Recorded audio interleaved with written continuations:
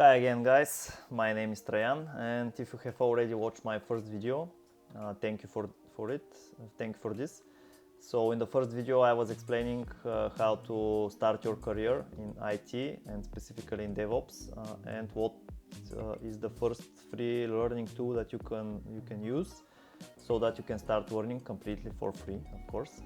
So this is the EDX platform, and in the first part of the video I already showed you how to find Linux course, because Linux is the building foundation of DevOps, for example. And I would also like to show you a very interesting graph and site. It's called, if you type DevOps path, in the roadmap SH site, there is a very good graphical representation of all the technologies that you would need to be good with, or you would probably see in the DevOps world, and most of them are very essential for a DevOps engineer. And you could see here that they are saying start with a programming language, then operating system, then terminal knowledge. Personally, I would suggest that, and I would say from personal experience, because as a system administrator I started with Windows specifically. This is what I learned in the university. I would make a separate video on how you can switch from one field to another. For example, in my bachelor's degree, I learned finance, and this is nothing in common with the technology and the DevOps world. So then I switched to my master's degree to computer science, and more specifically information technologies. And I started with Windows as an operating system, and Windows servers themselves have really a lot of things that you need to learn in order to be a good Windows engineer. And you could see this is only a scratch from the whole DevOps world and all the tools that you would need to. Some of them you would need to work on a daily basis, some of them you would just see. And yeah, this is a very good roadmap. So for example, here you could select let's say Windows, and you would see here free resources as well. So yeah, this roadmap site also contains a lot of useful links, and you could start basically from the beginning. You have a lot of free content, and if you select let's say a specific language, you would see here all the links, which are of course free and you could use for your learning. Okay, so I would personally recommend for you, as I said in my previous video, to start with a Linux operating system for DevOps specifically, and not directly with a programming language, because programming languages are a little bit harder to start with if you are completely new to IT.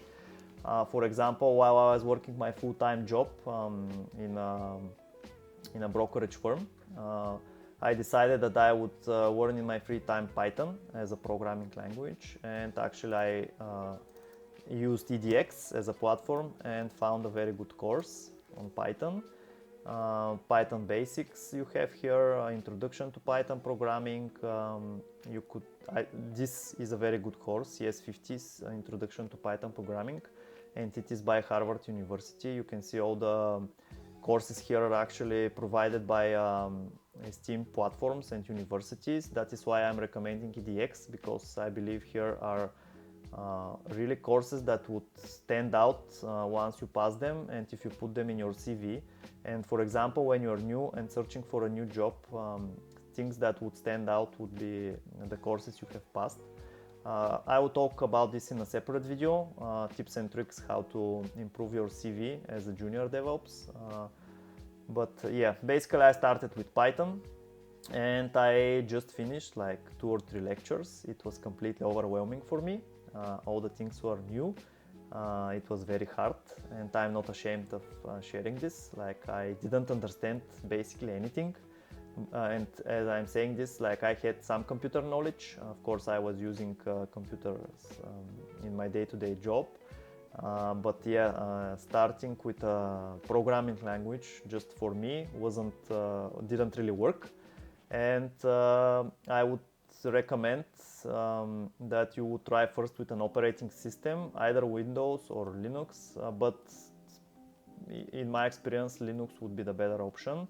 And yeah, in the beginning it would be a lot challenging because there are really a lot of things to learn, but Linux at the end would be the operating system that you would use really day to day. Yeah. Okay, so let's go to the courses actually. As I mentioned on the roadmap site, you have already a lot of good links. However, here you can get completely lost very fast. So I would say start with EDX first, and we showcased Linux in the past video, but let's see what we can expand today. So after Linux, I would recommend going to networking. And if you type networking, you would see a few courses here like networking and storage essentials and introduction to open source networking technologies from the Linux Foundation. This one is from IBM. I haven't passed any of these because I already had some knowledge in networking. Actually, in the university, the first thing we learned were networks, and we had a CCNA courses in networking. But yeah, this one would be my first choice. So you could see here what you are going to learn, who is the lecturer, and you would see here a lot of the fundamentals that you need to know about networking. Of course, if you don't like the first few lectures, you could always pick the other course, let's say, and check what is here, of course, the syllabus, what are you going to learn. And again, these are very, very important terms and terminologies that you would need to know as a DevOps engineer. More specifically, packets, IP addressing, DNS, DHCP, NAT, these are all terms that you're going to be asked on the interviews. And as a junior DevOps, specifically, they would go to the beginning, like they would start from the, let's say, easier, the foundational stuff that you would need to know. So yeah, these are two good courses. And after networking, I would say you could go to containers. So that's why you can search for Docker. And there is a very good course from IBM, which is getting started with containers and registries by IBM. Or this one, which is Kubernetes and OpenShift, but this is a little bit for more experienced people, I would say, because Kubernetes is already very hard to learn for most people. And if you go directly with Kubernetes, I believe that you would be a little bit overwhelmed. So I would say first start with Docker and then go to the introduction to Kubernetes from the Linux Foundation. Then of course you can go to the fundamentals of containers and Kubernetes and Red Hat OpenShift from Red Hat. This is really also a very good course. I worked with Red Hat OpenShift in my past job for 4 years, and I would say that the orchestrator which Red Hat offers, which is the OpenShift, and it is paid. However, I believe they have some kind of free version as well. But yeah, this is a very good product, and taking those two courses would really benefit you a lot. So yeah, let's recap. After the Linux trainings, you could do networking, then Docker containers or just containers, see what you would get from this search. But basically Docker would be a better choice. And then going with Kubernetes, as I said. Okay, so let's see what they have here as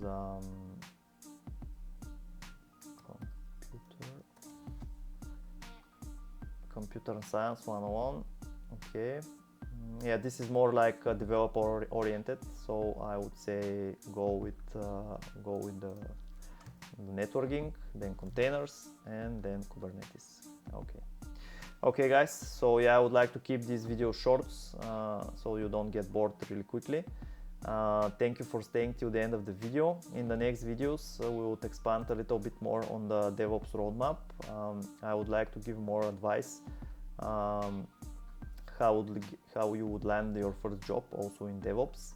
But for now, I would say if you're completely new and want to start, just do the courses and finish them. Don't just start and leave them in half.